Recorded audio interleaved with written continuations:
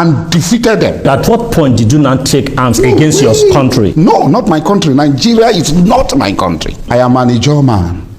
I have never chosen to renounce my citizens of the Ijaw nation. My people, you don't read again. This video, a viral video of Asari Dokubo Expøsēd security guard. I see they repeat that word when they claim to be Niger Delta militant. Well, guys, quickly, this video, a video of 10 years ago when Asari say he not be Nigeria citizen. Una grab. The reason why I bring this update come here, now I say I tell you every day here, say I will say Nigeria is a civilized country. People like the Asari, they suppose they inside Kirikiri. You understand? They go just did there serve like 15 or 10 years. By the time come outside, you go come, as in, you can't know if you want to talk or you want to do anything. All this is that when they do so, you not go to do again. Well, guys, this video, I not be video be like say me I need to watch alone because I come across and I say no.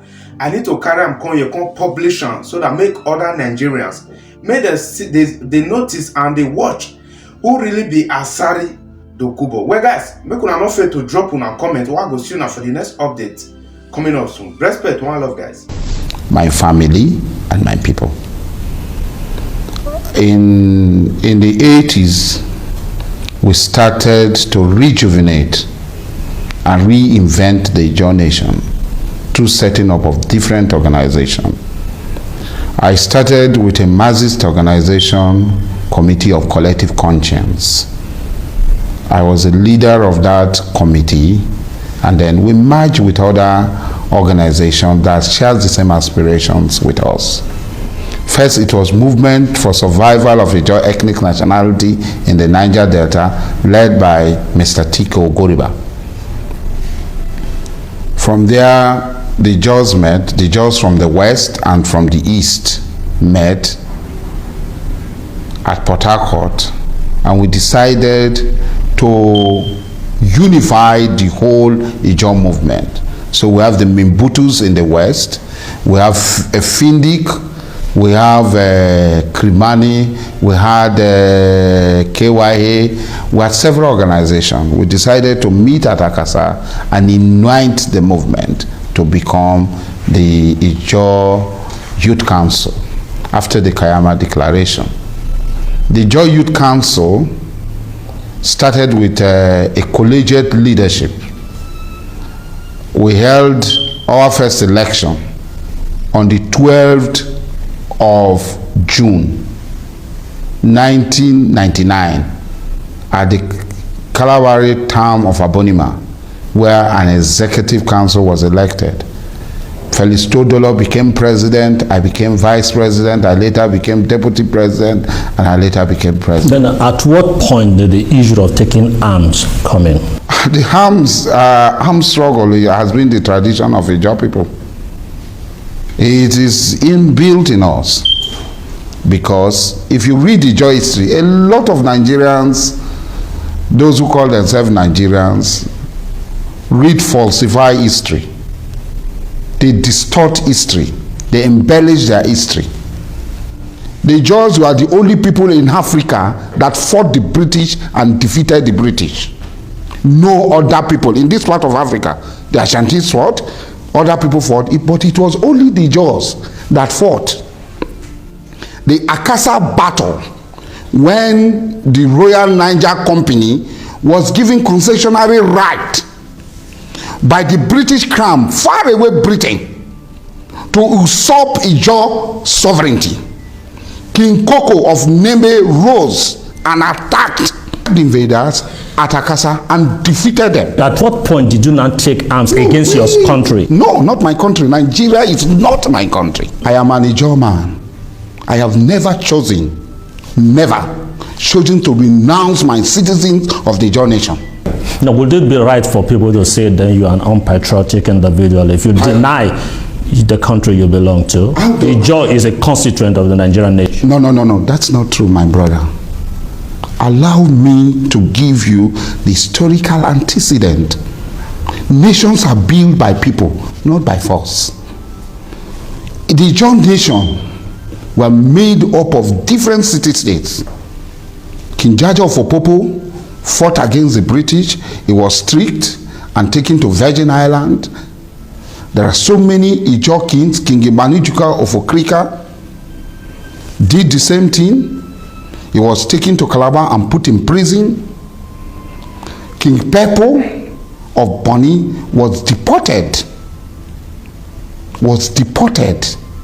to Great Britain. He went to England. He was in London. So Ijaw kings resisted. Ijaw elites resisted the imposition of British rule. In 1923, the Ijaw people, the Oyi River chiefs and people, sent a delegation to London to fight and complain against the imposition of colonial rule on Ijaw people in 1922. So your grouse is the imposition of the colonial rule? Yes. They went, not only that, look, let's show historical and clear historical fact what the Jaws have done to clearly demonstrate that they are not Nigerian. Sorry, are you speaking for the Ijaw nation or are you speaking for yourself? As a former president of the Ijaw Youth Council, which was the premier organization of the Ijaw people, elected by Ijaw people, I have an authority to speak for the generality of what the Ijaw people believe. And these are historical, they are documented here and abroad. But as at now, you do not have the mandate to speak for them. I'm saying this because I want to bring up something that is Alhaji Mujahid speaking for himself, that he is not... Excuse me, I am giving you historical facts. So you build on these historical facts to draw your conclusion whether I am speaking for the Ijaw people or not. These are historical facts. You can go to your history books and search. Make the relevant searches. In 1923, a delegation was sent to the colonial office to demand by the Ijaw people that they never surrender their sovereignty to Great Britain. What the Ijaw kingdoms of New Calabar, Grand Bonny, Nembe Brass did was to sign treaties with the British Crown. They never ceded. They never ceded their sovereignty to Britain, like, for example, Lagos ceded a sovereignty to Britain.